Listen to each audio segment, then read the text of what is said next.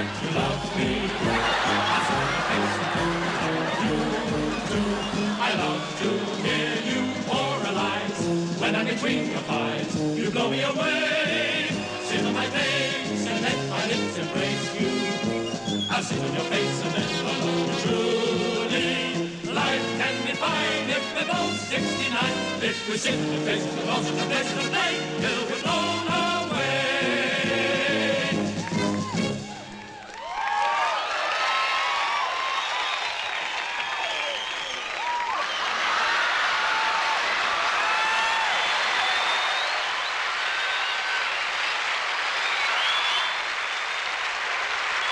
Welcome to the Ronald Reagan Memorial Bowl.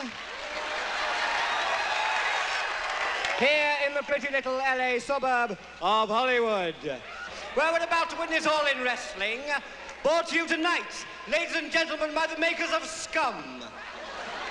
The world's first ever combined hair oil, foot ointment, and salad dressing. And the makers of Titan, the novelty nuclear missile. You never know when it'll go off. Surprise your friends, amuse your enemies. Start the party with a bang. Introducing, ladies and gentlemen, tonight, all the way from a mud wrestling tour of the OPEC countries. In the red corner, Colin Bomba Harris. And ladies and gentlemen, in the blue corner, all the way from a mud wrestling tour of the OPEC countries, Colin Bomba Harris. Well, now, ladies and gentlemen, this is the first time that Colin Bomba Harris has met himself. A few formalities now, any moment round. We'll be ready for the start of round one. There goes the bell. Colin moves to the middle of the ring there. He's looking for an opening. Going for the hand hold. He's got it. Into the head squeeze. Head squeeze there. A favourite move of Colin's in the opening stage. Flying there. And already Colin is working on that weak left knee of his. The half Nelson there, and a Philadelphia half Lotus. And Colin bit himself on purpose there, and he has been given a public warning by the referee, and Colin did not like that one little bit. Forearm. Double overhead nostril. Back kick. And into the Boston crayfish. No, it's a crawfish. Or is it a longestine? No, it's the longestine. A lovely move there. He's caught himself by surprise, and that is it. The first ball to Colin Bomba Harris. Well, a lovely move there. And Colin must be pretty pleased with himself for having caught himself out with that one. And a forearm chop. A strawberry whip. A vanilla whip. A chocolate whip. There it is. Colin's most famous hold. The one-leg over-shoulder Jerry Ford. And Colin's in real trouble. He's just made it to the rope. Just a little lucky there, I feel. There it is. A double Edie Gourmet. Should be able to twist out of this. And he does, but he's looking pretty groggy. And I think he's caught himself there with two forearm smashes, and that is it. Colin Bomba Harris has knocked himself out. And so he is the winner. And he goes on next week to meet himself in the final.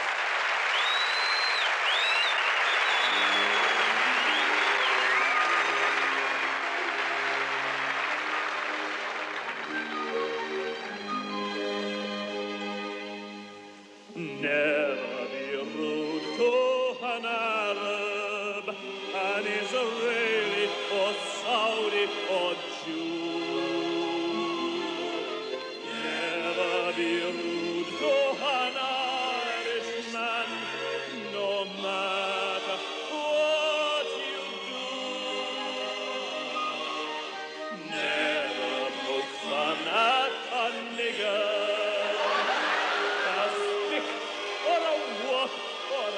Out and never put.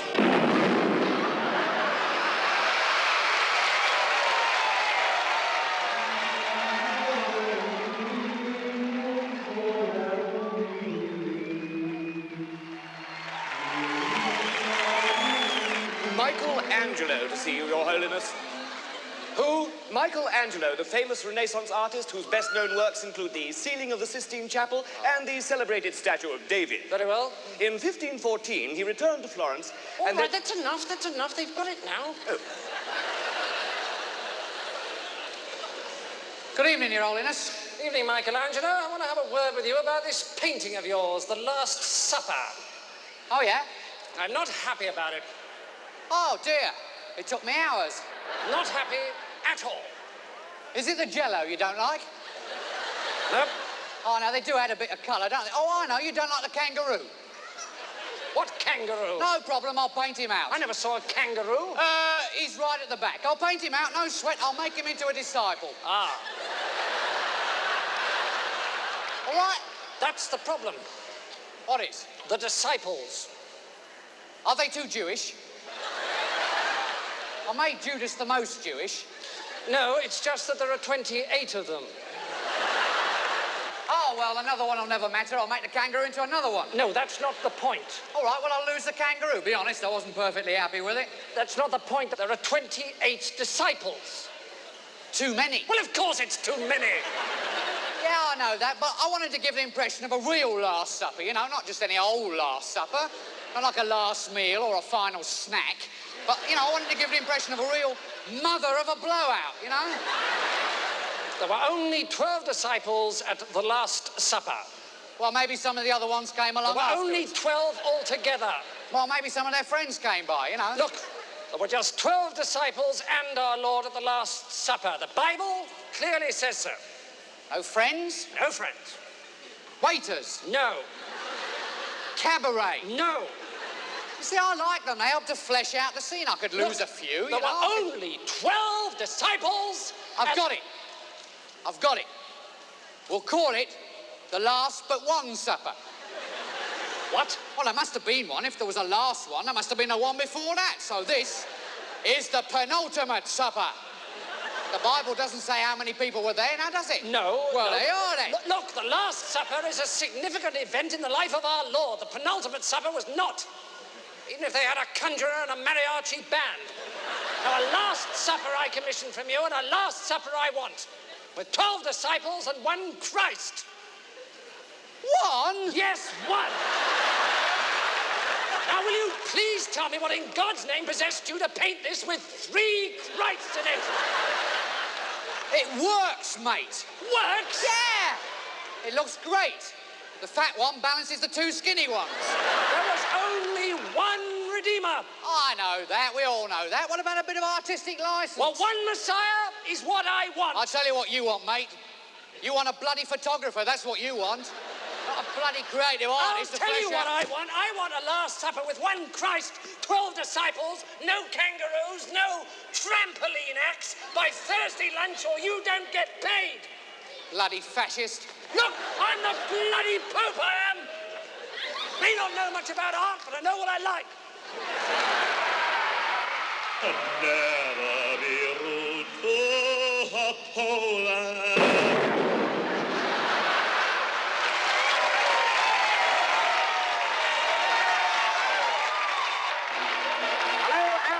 To Munich for the 27th City Olympiad, an event held traditionally every 3.7 years, which this year has brought together competitors from over 4 million different countries. And here we are at the start of the first event of the afternoon, the second semi-final of the 100 yards for people with no sense of direction. I'll just give you the competitors. Lane 1, Skolomoski of Poland. Lane 2, Zadapatik of France. Lane 3, Grobovich of the United States. Next to him, Drabble of Trinidad. Next to him, Fernandez of Spain. And in the outside lane, Borman of Brazil. Well, that was fun, wasn't it? And now over to the other end of the stadium. And here we're just waiting for the start of the 1,500 meters for the deaf. And they're under starters' orders. Well, we'll be coming back the moment there's any action. And now over to the swimming. And you join us here at the Bundes Absurd Pool just in time to see the start of the 200 meters freestyle for non-swimmers. Watch for the tough Australian champion, Ron Barnett, in the second lane.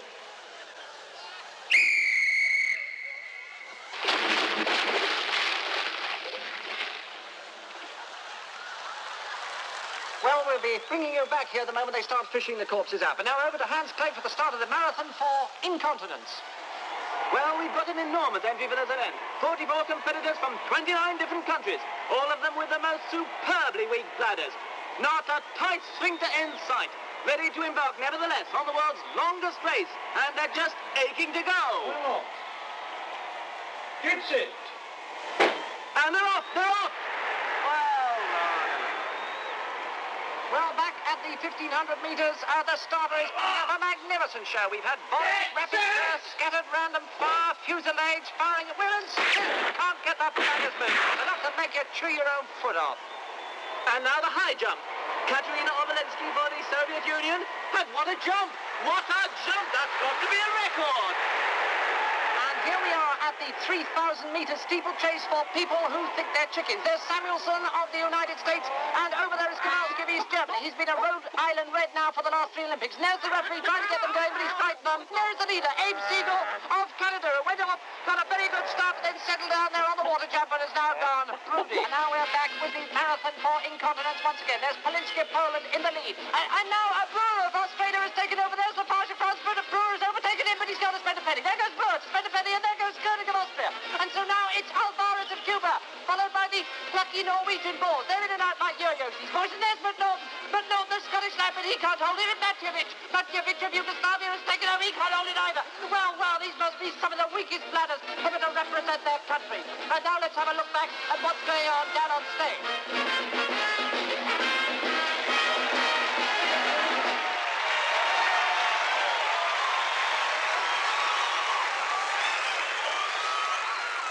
Good evening, ladies and Bruces. Hi, Bruce. G'day, Bruce. Hiya, Bruce. Who's all this lot, Bruce? Very nice to be here at the Hollywood Bowl this evening. We're all philosophy professors from the University of Woolloomooloo, Australia. Australia. We love you. I teach Hegelian philosophy. Bruce here teaches Aristotelian philosophy. And Bruce here is in charge of the sheep dip. Bloody difficult work, I tell you. I'll tell you what, it's thirsty work watching this kind of humour. Bruce, why don't you just stick out a few of these little free samples from your SP to these other... Precious counterfeit. See how awful they are, grasping and trying to get things. You can feel morally superior and smug. Right, I'm coming right over there. Right now, darlings. The big one. There we go. All right. Now, the reason we do this, ladies and Bruces, is frankly over here, we find your American beer is a little like making love in a canoe. Making love in a canoe? It's fucking close to water.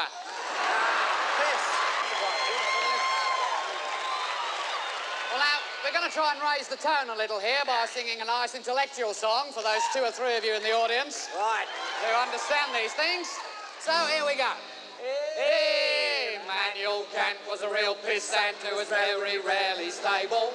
Heidegger was a boozy beggar who could think you under the table. David Hume could out-consume Schopenhauer and Hegel. And Wittgenstein was a beery swine who was just as sloshed as Schlegel. There's nothing Nietzsche couldn't teach about the raising of the wrist. Socrates himself was eminently pissed. Just, How'd you like that, all right? let's hold it a second. I can see some of these Bruces are in a bit of a playful mood tonight. You know, Bruce? Some of the ones that don't have straws up their nose. Anyway, why don't we do something rather fun? Why don't we get some of these guys to sing along with us? Sing along, yeah, Some of the Sheilas too. That's wise, okay. Be really free. Okay, I've got the words somewhere. Right. Ready. Immanuel Kant was a real pissant who was very rarely stable. Heidegger was a boozy. They're a typical Hollywood audience. Right. All the kids are on drugs and all the adults are on roller skates. Very philosophical, Bruce. Have we got anything bigger to put the words up for these rather short-sighted people?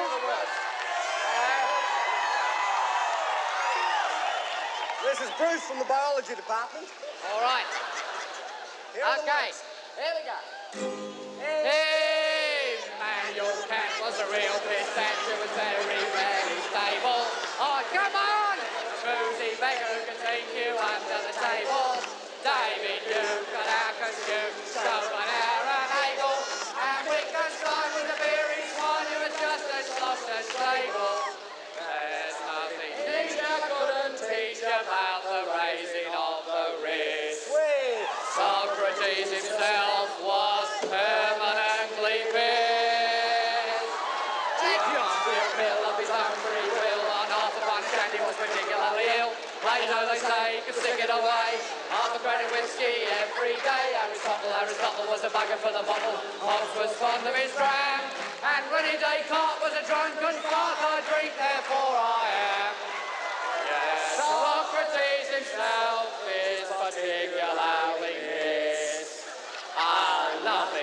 a bugger when it's red.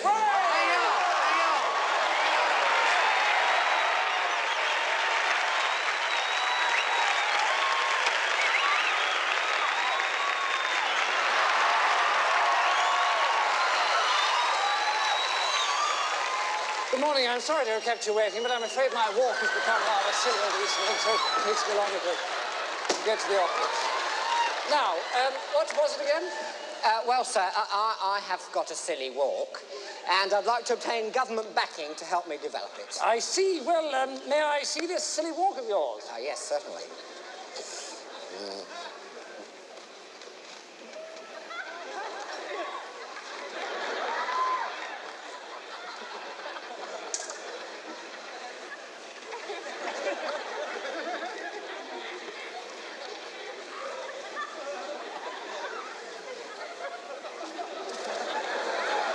Yes, I see. That's it, is it? Oh, yes, that's it. Yes. It's not particularly silly, is it? I mean, the left leg isn't silly at all, and the right leg merely does a forward aerial O'Brien half-turn every alternate step. Yes, but I feel with a federal grant, I could make it a lot more silly. Mr. Stagback, the very real problem is one of finance. You see, there's defence, education, housing, health, social security, silly walks. They're all supposed to get the same. But last year, the government spent less on silly walks than it did on industrial reorganisation. We're supposed to get £348 million a year to cover our entire silly walks programme. Coffee? Yes, please.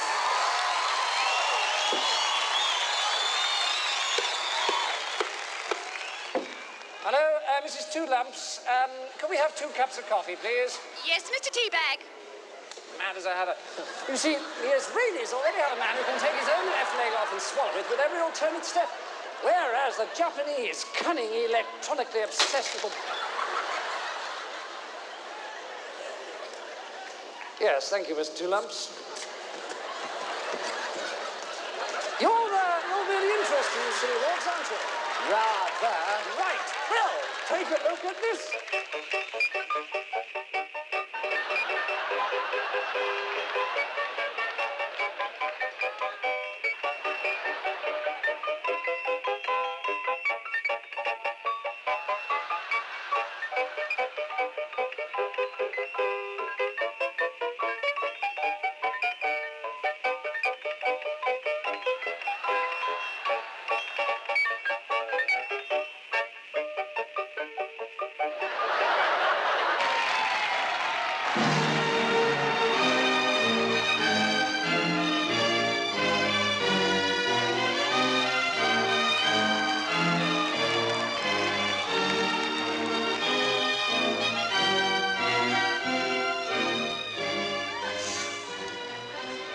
I've had a bitch of a morning in the High Court.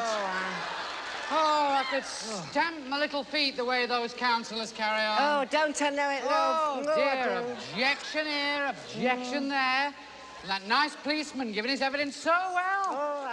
Beautiful speaking voice. And what a body. Oh, yeah. Really. Well, after a bit, all I could do was bang me gavel. You what, love? I banged me gavel. Oh, get away. I did.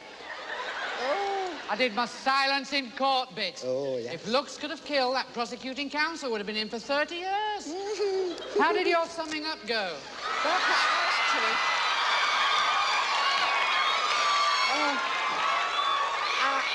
I did it in my Butch voice, you know.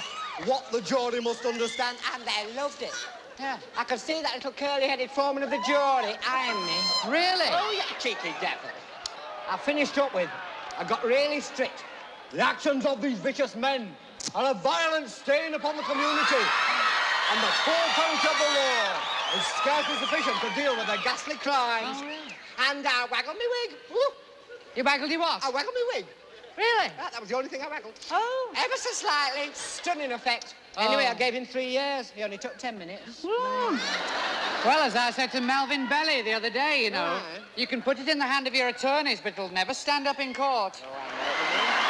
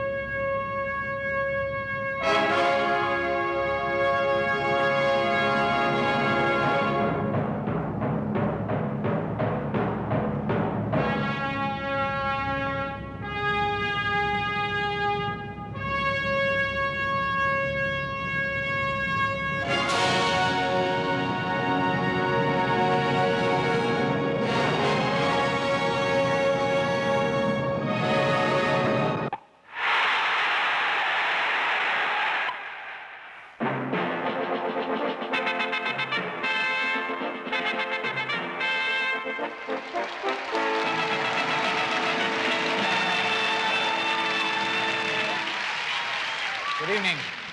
Tonight on World Forum, we are deeply privileged to have with us Karl Marx, the founder of modern socialism and author of the Communist Manifesto.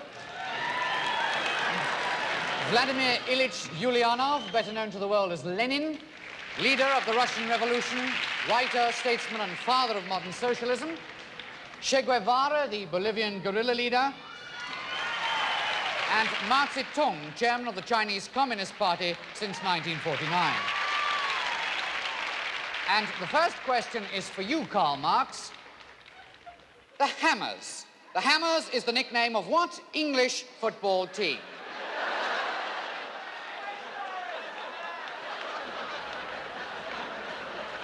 The Hammers. No? Well, bad luck, Karl. It is, in fact, West Ham United. Now, Che Guevara. Che. Coventry City last won the English Football Cup in what year? No, I can throw the question open. Anybody else? Coventry City last won the English Football Cup in what year? No, well, I'm not surprised you didn't get that. It is, in fact, a trick question. Coventry City have never won the English Football Cup. So now, with the scores all even, it's on to round two, and Lenin, your starter for $10. Jerry Lee Lewis has had over 17 major solid gold hits in the US of A. What's the name of the biggest? Jerry Lee Lewis's solid gold biggie. No? Yes, Mao Zedong. Right, balls of fire? Yes, it was indeed. Very well challenged. Well, now we come on to our third round. Our contestant tonight is Karl Marx, and our special prize is this beautiful lounge suite. Now, Karl has elected to answer questions on workers' control of factories, so here we go with question number one. You nervous, Karl? Just a little. Well, never mind, Karl. Have a go. The development of the industrial proletariat is conditioned by what other development? The development of the industrial bourgeoisie. Good, yes, it is indeed. Well done, Karl. You're on your way to your lounge suite. Now, Karl, number two. The struggle of class against class is a what struggle? A political struggle. Good, yes, it is indeed. Well done, Karl. One final question, and that beautiful, non-materialistic lounge suite will be yours. All ready, Karl? You're a brave man. Your final question. Who won the English Football Cup in 1949? The workers control the means of production. The struggle of the urban proletariat. No, it was Wolverhampton Wanderers who beat Leicester 3-1. Oh, shit. Get out of here. Well, no one leaves this show empty-handed, so we're going to cut off his hands. Well, now, it's talent spotting time, ladies and gentlemen, and please see if you can spot any talent in our next competitors. Will you please give a very big hand and a warm welcome to Carl, Weetabix, and Rita.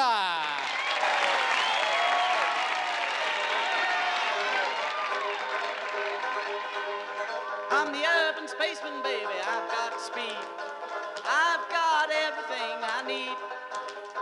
I'm the urban spaceman, baby. I couldn't fly. I'm a supersonic guy. I don't need pleasure. I don't feel pain. If you were to knock me down, I'd just get up again. I'm the urban spaceman, baby. I'm making out. I'm all about. I wake up every morning with a smile upon my face. My natural exuberance spills out all over the place. I'm the urban spaceman, I'm intelligent and clean. Know what I mean? I'm the urban spaceman, as a lover, second to none. It's a lot of fun. I never let my friends down, I've never made a boo. I'm a glossy magazine, an advert on the tube. I'm the urban spaceman, baby, here comes the twist. I don't exist.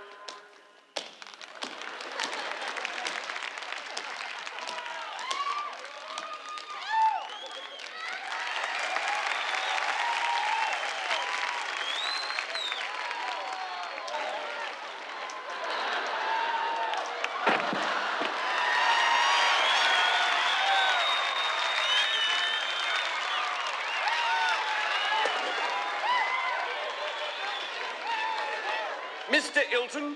Yes, You are sole proprietor and owner of the Wizzo Chocolate Company? I am. Constable Parrott and I are from the Hygiene Squad. Oh, yes. And we'd like to have a word with you about your box of chocolates entitled the Wizzo Quality Assortment. Ah, good, yes. If I may begin at the beginning. First, there is the cherry fondue. Now, this is extremely nasty. But we can't prosecute you for that. Agreed. Next, we have number 4, crunchy frog.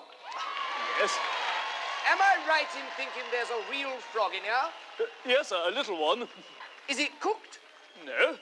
What, a raw frog? We use only the finest baby frogs, dew-picked and flown from Iraq, cleansed in the finest quality spring water, lightly killed and sealed in a succulent Swiss quintuple smooth, full cream, treble milk chocolate envelope, and lovingly frosted with glucose. That's as maybe, but it's still a frog. What else would it be? Well, don't even take the bones out. If we took the bones out, it wouldn't be crunchy, would it? Constable Parrott ate one of those. Yes. Well, it says crunchy frog quite clearly. Well, never mind that. We have to protect the public. People aren't going to think there's a real frog in chocolate. The superintendent thought it was an almond whirl. They're bound to think it's some kind of mock frog. Mock frog? We use no artificial preservatives or additives of any kind. Nevertheless, I advise you in future to replace the words crunchy frog with the legend crunchy raw, unboned, real dead frog if you want to avoid prosecution. What about our sales? I don't give a damn about your sales. We have to protect the public. Now, what was this one? Number 5. It was number 5, wasn't it? Number 5, ram's bladder cup.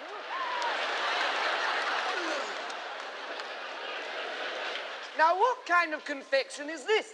We use choicest juicy chunks of fresh Cornish ram's bladder, emptied, steamed, flavoured with sesame seeds, whipped into a fondue, and garnished with lark's vomit. Lark's vomit? Correct. It doesn't say anything down here about lark's vomit. Yes, it does. On the bottom of the box after monosodium glutamate. I hardly think this is good enough. It would be more appropriate if the box bore a big red label warning lark's vomit. Our sales would plummet. Well, why don't you move into more conventional areas of confectionery like praline or lime cream, a very popular flavour, I'm led to understand, or strawberry delight? I mean, what's this one? Cockroach cluster. And this, anthrax ripple.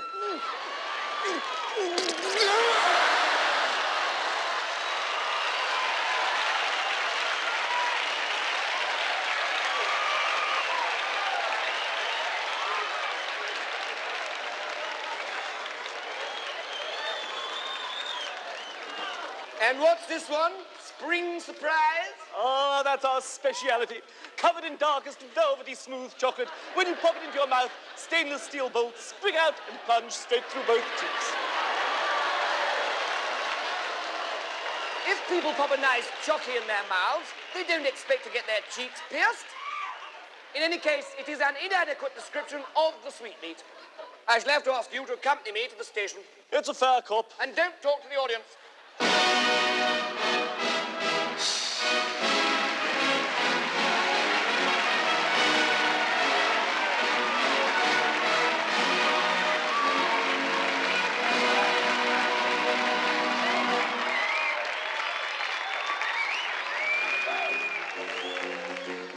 Albatross. Albatross. Albatross.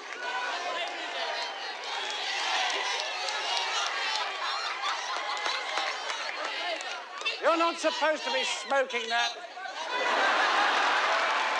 Albatross. Don't take them. What flavour is it? What flavour is it? Seagull sickle. Pelican bonbon. Albatross.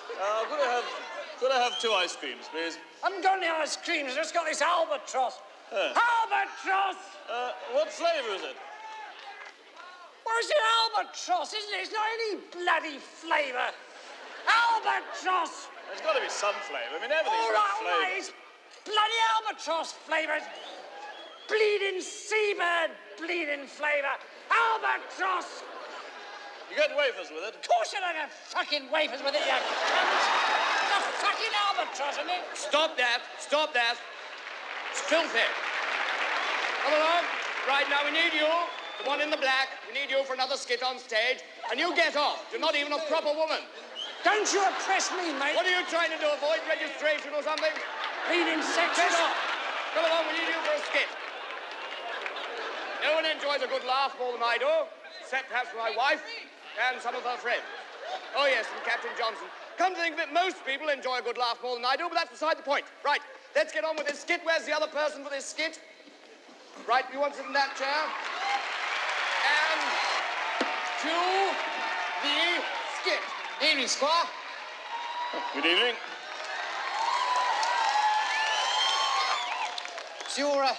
Is your wife a goer, eh? Know what I mean? Know what I mean? Nudge, nudge, know what I mean? Say no more. I beg your pardon? Your wife, does she go, eh? Does she go, eh? Well, she sometimes has to go, yes, of course. I bet she does, I bet she does. Say no more, know what I mean? Nudge, nudge. I'm afraid I don't quite follow you. Oh, follow me. That's good, that's very good. A nod's as good as a wink to a blind bat. Are you selling something? Selling, very good indeed. You're wicked, you are, eh? Wicked, eh? Woo! Wicked. Say no more. But I... So your wife's interested in sport, eh? Well, she likes sport, yes. I bet she does. As a matter of fact, she's very fond of cricket. She likes games, eh? Likes games. Knew she would. She's been around a bit, eh? She been around? She has travelled, yes. She's from Glendale.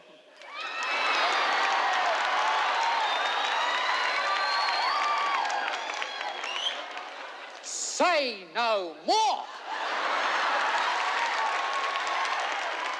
Glendale, Squire, say no more. Well, Woo! Is your Glendale wife interested in photography, eh? Photography? Photographs, eh? He asked him knowingly. Photography? Snap, grin, wink, nudge, say no more. Sort of holiday snaps, you mean? They could be taken on holiday, you know. Swimming costumes, candid photography. No, we don't have a camera. Oh, still. Whoa, eh? Whoa, eh? Whoa. Look, are you insinuating something? Oh, no. Yes. Well? Well, I mean, you're a man of the world, Squire, you know, like you've been around, you know. What do you mean? Well, I mean, like you've done it, you know, you've slept with a lady. Yes? What's it like?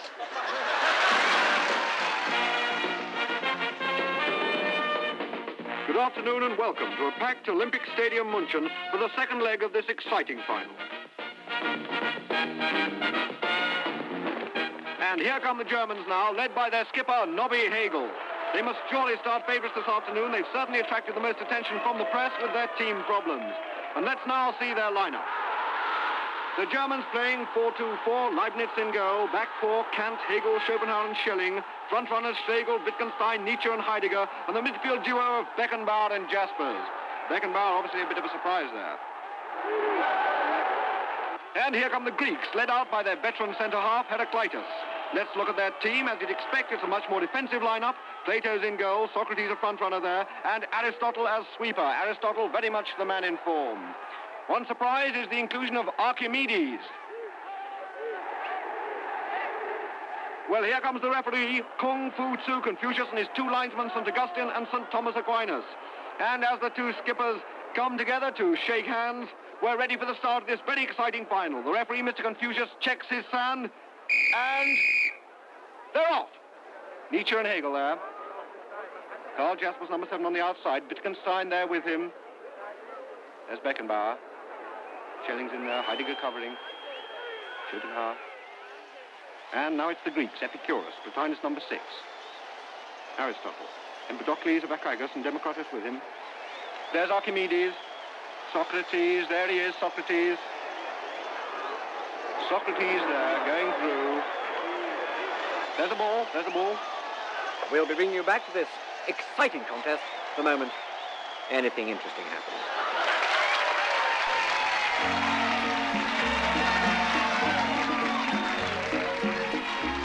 Very possible, this, eh? Very possible. Aye. Nothing like a good glass of Chateau Le Chasseur, eh, Josiah? Oh, you're right there, Obadiah.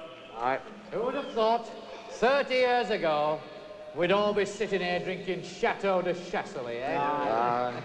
Them days we're glad to have the price of a cup of tea. Aye, a cup of cold tea. Without milk or sugar. Or tea. In a cracked cup and all. Oh, we never used to have a cup. We used to have to drink out of a rolled-up newspaper. The best we could manage was to suck on a piece of damp cloth. But you know, we were happy in those days, although we were poor. Because we were poor. Aye. My old dad used to say to me, money doesn't bring you happiness, son.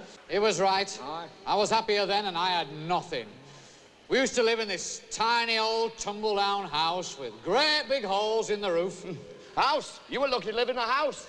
We used to live in one room, all 26 of us, no furniture, half the floor was missing. We're all huddled together in one corner for fear of falling. You were lucky to have a room. We used to have to live in the corridor. Oh, we used to dream of living in a corridor. Would have been a palace to us. We used to live in an old water tank on a rubbish tip. We got woke up every morning by having a load of rotting fish dumped all over us. House? Well, when I say house, it was just a hole in the ground covered by a sheet of tarpaulin, but it was a house to us. We were evicted from our hole in the ground. We had to go and live in a lake. You were lucky to have a lake. There were 150 of us living in a shoebox in the middle of the road. Cardboard box? Aye. You were lucky. We lived for 3 months in a rolled-up newspaper in a septic tank. We used to have to get up every morning at 6 o'clock and clean the newspaper, go to work down the mill, 14 hours a day, week in, week out, for 6 a week. And when we got home, our dad would thrash us to sleep with his belt. Luxury. We used to have to get out of the lake at 3 o'clock in the morning, clean the lake, eat a handful of hot gravel, work 20 hours a day at mill for 2pence a month, come home and Dad would beat us around the head and neck with a broken bottle if we were lucky. Well, of course, we had it tough. We used to have to get up out of the shoebox in the middle of the night and lick the road clean with our tongues. We had to eat half a handful of freezing cold gravel, work 24 hours a day at mill for 4 months every 6 years, and when we got home, our dad would slice us in two with a bread knife. Right. I had to get up in the morning at 10 o'clock at night, half an hour before I went to bed, eat a lump of cold poison, work 29 hours a day down mill and pay mill owner for permission to come to work, and when we got home, our dad would kill us and dance about on our grave, singing hallelujah. And you try and tell the young people of today that, and they won't believe you. No, they won't.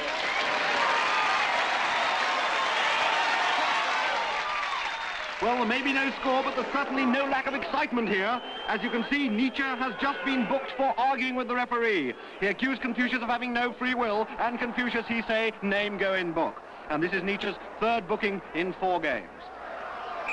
And who's that? It's Karl Marx. Karl Marx is warming up. It looks as though there's going to be a substitution on the German side. Obviously, manager Martin Luther has decided on all-out attack, as indeed he must, with only 2 minutes of the match to go. But the big question is, who is he going to replace? Who's going to come off? It could be Jaspers, Hegel, or Schopenhauer. But it's Wittgenstein who saw his auntie only last week. And here's Marx. Let's see if he can put some life into this German attack. Evidently not. What a shame. Well, now, with just over a minute left, the replay on Tuesday looks absolutely vital. And there's Archimedes. And I think he's had an idea. Eureka! Archimedes out Socrates. Socrates back to Archimedes. Archimedes out to Heraclitus. He beats Hegel. Heraclitus, a little flick. Here he comes on the far post. Socrates is there. Socrates, there he's in. Socrates has scored. mad! The Greeks are going mad! The Greeks are going mad. Socrates scores for a beautiful cross from Archimedes. The Germans are disputing it. Hegel is arguing that the reality is merely an a priori adjunct of non-naturalistic ethics. Kant, by the categorical imperative, is holding that ontologically exists only in the imagination, and Marx's payment was offside. But Confucius answers them with the final whistle. It's all over. Germany, having trounced England's famous midfield trio, Bentham, Locke and Hobbes in the semi-final, have been beaten by the odd goal. And let's see it again. There it is. Socrates heads in and Leibniz doesn't have a chance. And just look at those delighted Greeks. There they are, Chopper Sophocles, Empedocles of Acragas. What a game he had. And Epicurus is there, and Socrates, the captain, who scored what was probably the most important goal of his career.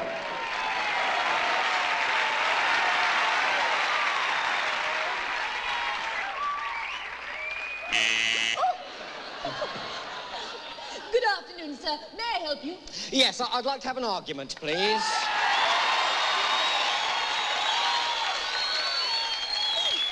Certainly, sir.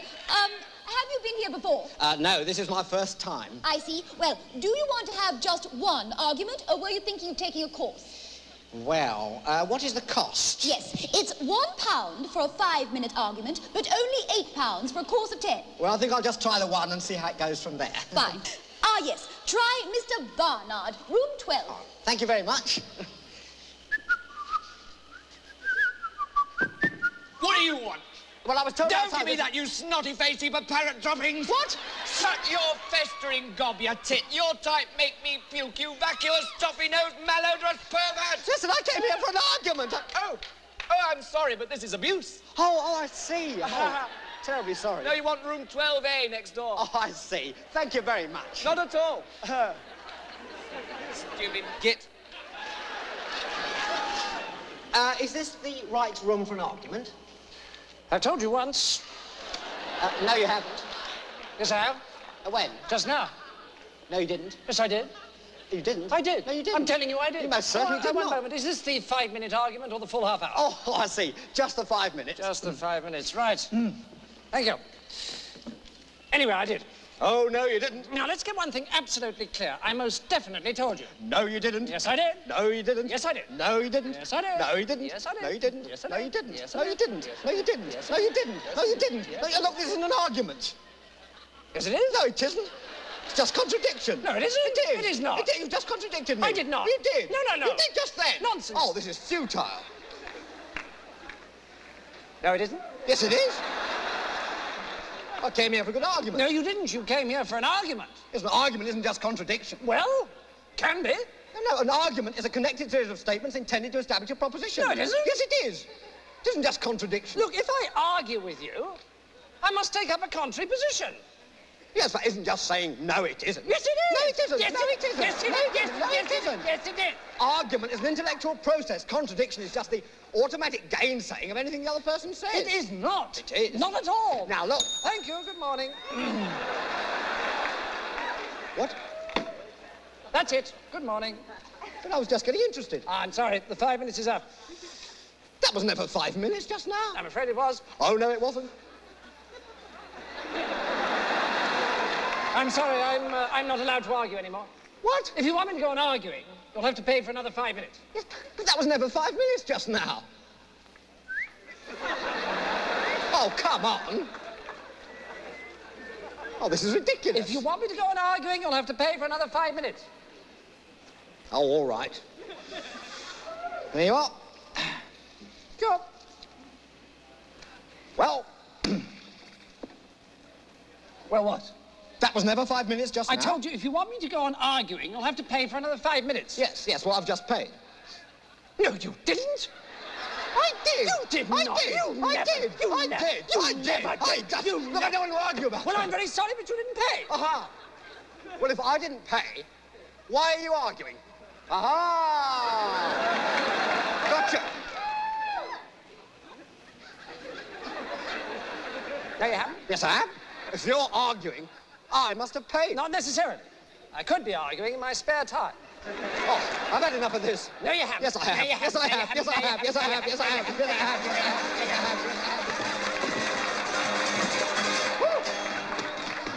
I've got two legs from my hips to the ground, and when I lift them, they walk around, and when I lift them, they climb the stairs, and when I shave them, they ain't got hairs.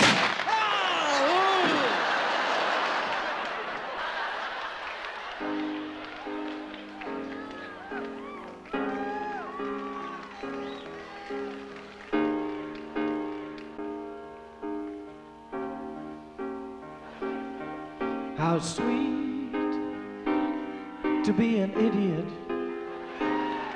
as harmless as a cloud, too small to hide the sun, almost poking fun at the warm but insecure, untidy crowd. How sweet to be an idiot and dip my brain in joy, children laughing at my back with no fear of attack, as much retaliation as a toy. How sweet to be an idiot, how sweet.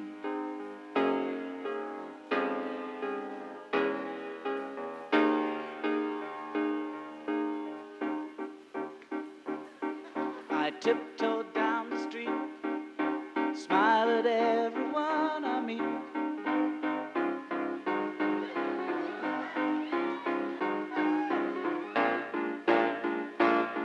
But suddenly a scream smashes through my dream. B5 I smell the blood of an asylum. Hey you're such a pedant. You got as much brain as a dead ant, as much imagination as a caravan site. But I still love you, still love you. Ooh, how sweet to be an idiot. How sweet, how sweet. How sweet.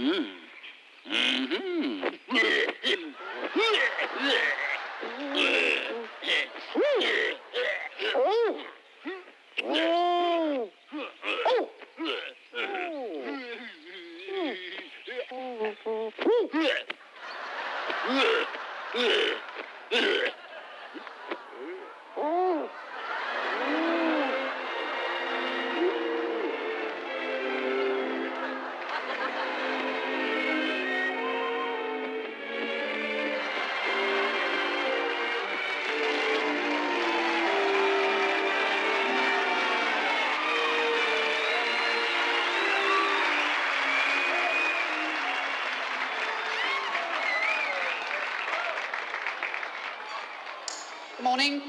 Oh, good morning. Have you come to arrange a holiday, or would you like a blowjob? I'm sorry. Oh, you've come to arrange a holiday? Yes. Oh, sorry. Now, where were you thinking of going? To India. Ah, yes. One of our adventure holidays. Yes, that's right. Well, you better see Mr. Bounder about that. Mr. Bounder, this gentleman is interested in the India Overland and nothing else. Ah. Hello, I'm Bounder of Adventure. Oh, hello, my name's Smoke Too Much. What? My name is Smoke Too Much, Mr. Smoke Too Much. Well, you'd better cut down a little then.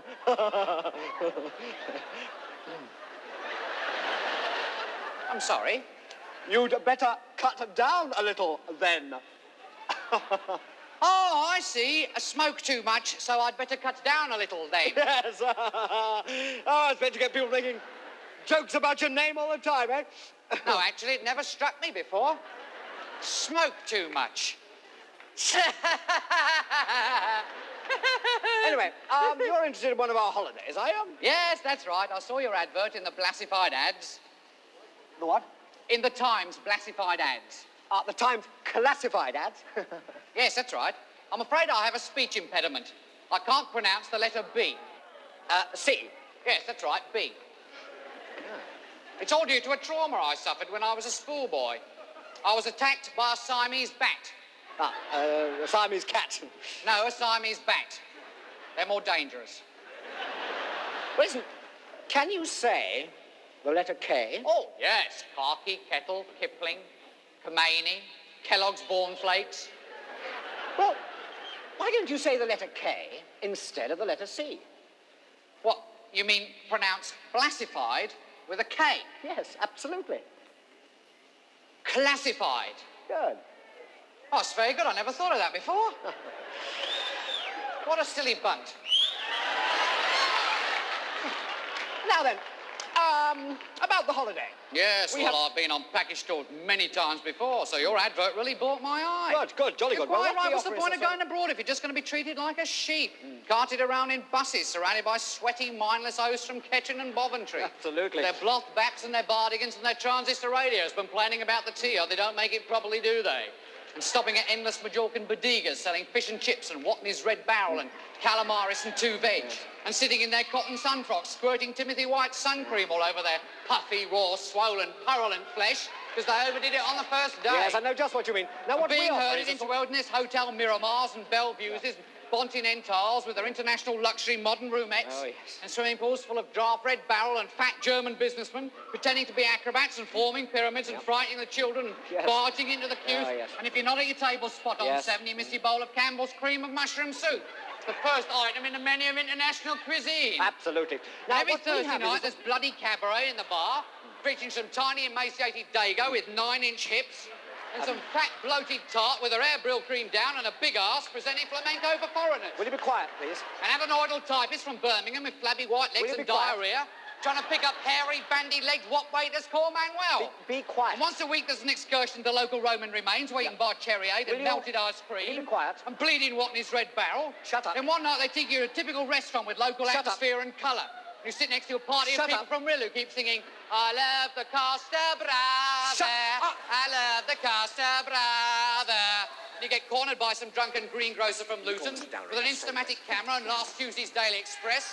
And he goes on and on and on about how he thought to be running the country and how many languages Margaret Powell can speak, and then she throws up all over the Cuba Libras. Then spending 4 days on the tarmac at Luton Airport on a 5-day package tour with nothing to eat but dry British Airways type sandwiches. You can't even get a glass of Watney's Red Barrel because you're still in England and the bloody bar closes every time you're thirsty. And the kids are crying and vomiting and breaking the plastic ashtrays. They keep telling you it'll only be another hour, but you know damn well your plane is still in Iceland.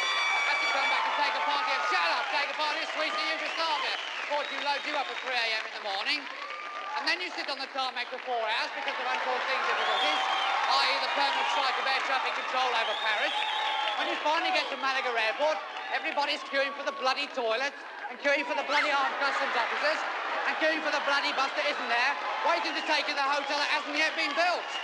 When you finally get to the half-built Algerian ruin, called the Hotel del Sol, by paying half your holiday money to a licensed bandit in a taxi, there's no water in the pool, there's no water in the bog, there's no water in the tap, there's only a bleeding lizard in the B-day, and half the rooms are double booked, and you can't sleep anyway because the permanent 25 are in the foundations of the hotel next door.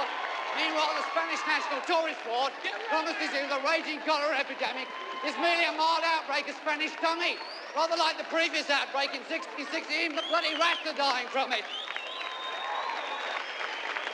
As early as the late 14th century, or indeed as late as the early 14th century, the earliest forms of jape were divisible... Meanwhile, the bloody Guardia are busy arresting 16-year-olds for kissing in the street and finding on the last day in the airport lounge. Everybody's buying little awful horrid donkeys with their names on and bullfight posters with their own names on, like Antonio Ordenes, Mr. Brian Peels in Norwich. And then finally, when you get to bloody fog bound for bloody 4 hours. When I find a plane, I have to take you back to Manchester. But when you finally get to Manchester, there's only another bloody bus that you have to wait 16 hours for. As early as the late 14th century, or indeed as late as the early 14th century, the earliest forms of jape were divisible into the two categories into which I now intend to divide them. The earliest manifestation of the basic simple precipitation jest incurred, as will be seen from the demonstration, a disproportionate amount of internal risibility on the part of the operator.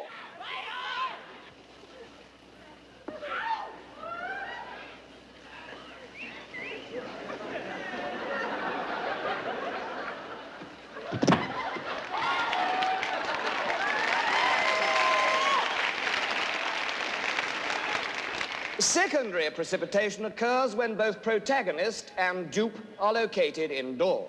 It is true, however, that this has involved the development of a special piece of machinery. But it is still no more than a simple variation of primary precipitation.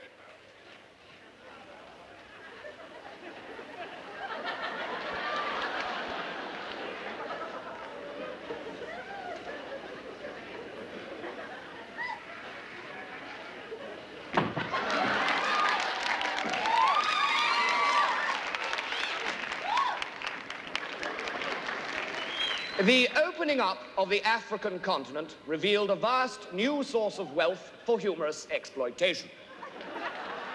We are to see demonstrated how this was adapted to the basic precipitation jape.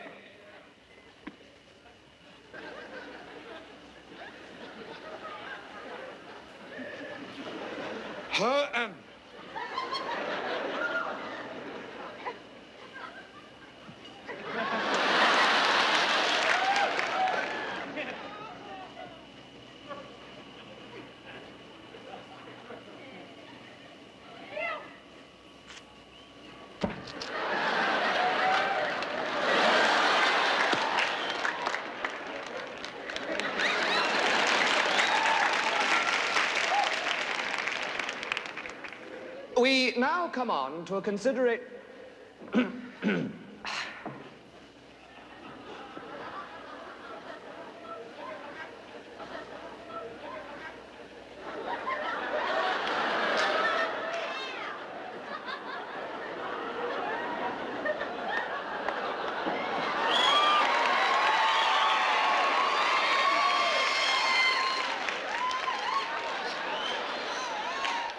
We now come on to a consideration of the more sophisticated transitive mode of japing, in which, as you will observe, the operator, or inceptor, remains totally unaware of the humorous implications of his action.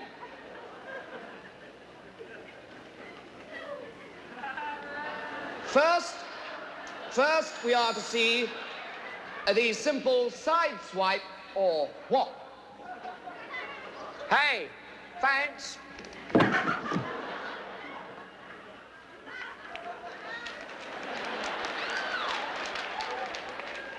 Next, the side swipe and return. Hey, thanks.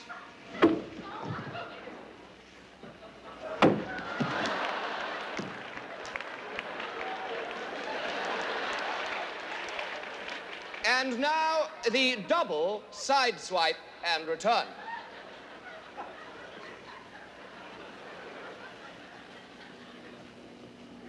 Hey, Vance.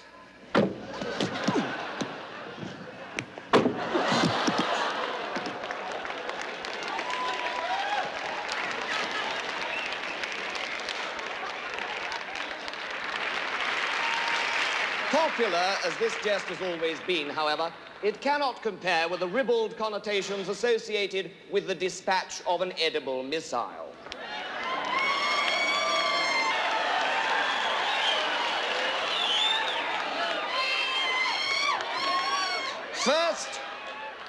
First, the simple, straightforward, offensive deposit.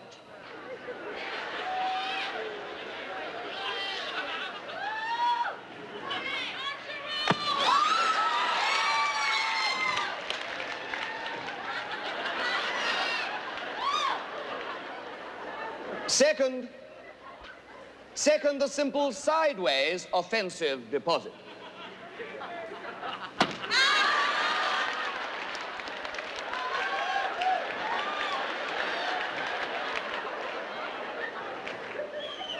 Next, the simple surprise deposit.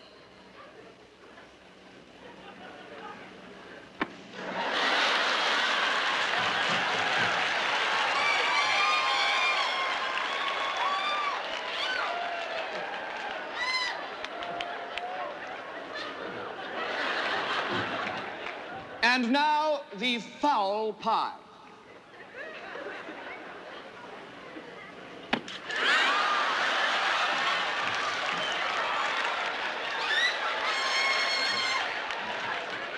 Could we have new pies, please?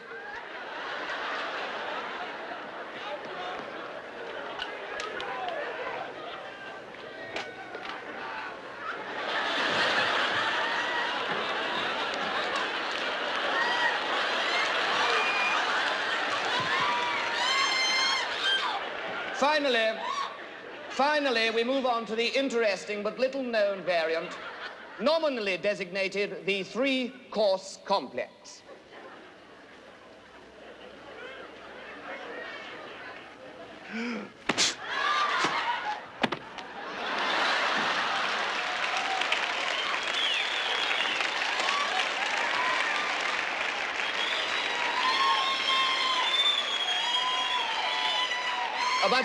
But finally, we must not forget the enjoyment, the satisfaction, and the edification to be derived from the simple, straightforward, sideways, completely unexpected deposit.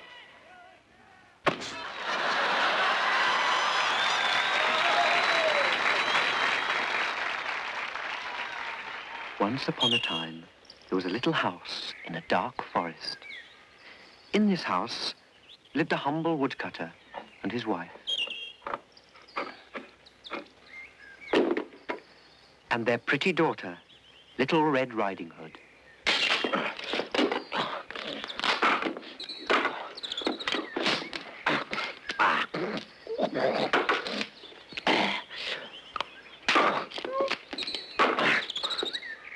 And in the middle of this deep, dark forest, there lived a vicious wolf.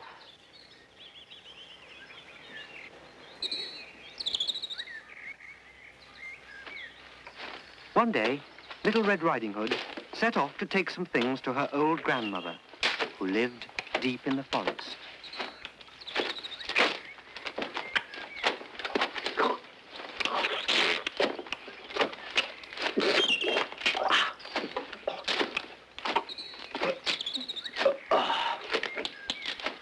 The vicious wolf saw Little Red Riding Hood and thought, "She looks very good to eat. Where are you going, my pretty one?" "Oh, kind sir, to my grandmother's."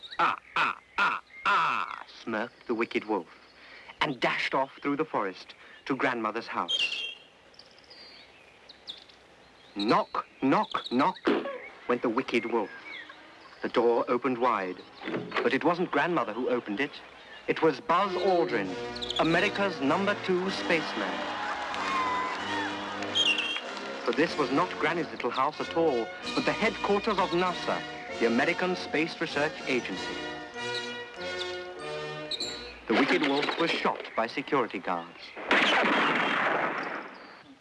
So all was quiet in the forest again. The humble woodcutter and his wife sold their story to Der Spiegel for 40,000 Deutschmarks. NASA agreed to limit the number of nuclear tests in Granny's little house to 2 on Thursdays and 1 on Saturdays after tea. Little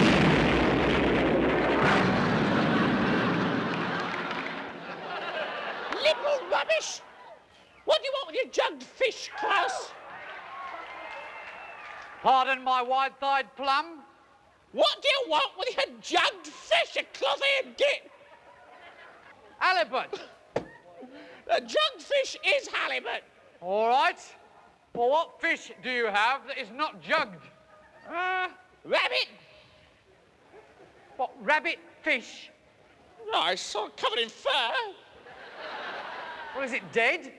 Well, it was coughing up blood last night. All right, I'll have the dead, unjugged rabbit fish. One dead, unjugged rabbitfish later. Appalling. Oh, you're always complaining. What's for afterwards? Well, there's rat pie, rat pudding, rat sorbet, or strawberry tart. Strawberry tart? Well, it's got some rat in it. How much? 6. Rather a lot, really. I'll have a slice without so much rat in it. One slice of strawberry tart without so much rat in it later. Appalling. No! Hello, Mum. Hello, Dad. Hello, son. There's a dead bishop on the landing. Where's he from? What do you mean? What's his diocese? Well, he looked a bit Canterbury-ish to me. I'll go and have a look. I don't know who keeps bringing them in here. Well, it's not me. I put 3 out by the trash cans last week, and the garbage men won't touch them. It's the Bishop of Leicester. How do you know? Tattooed on the back of his neck. I think I better call the police. Shouldn't you call the church? Call the church police. A good idea. Hello? Church police? Hello.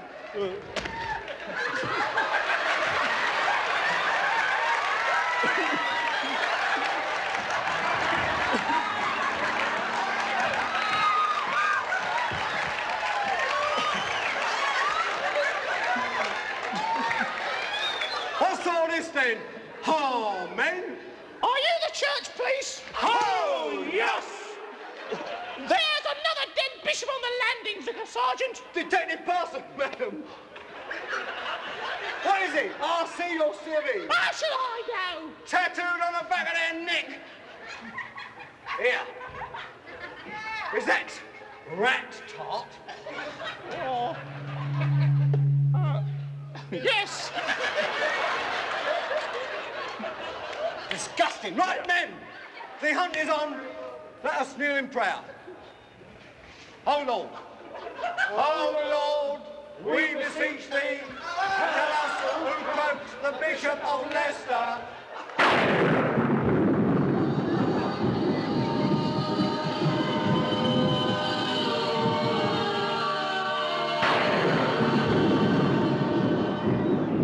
The one in the race says he done it.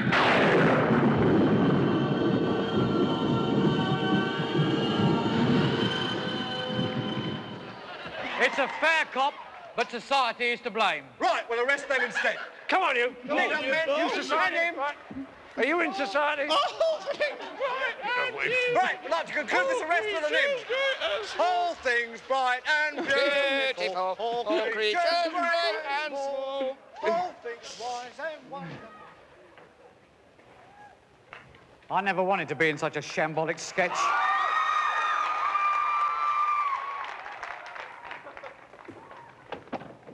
I always wanted to be a lumberjack.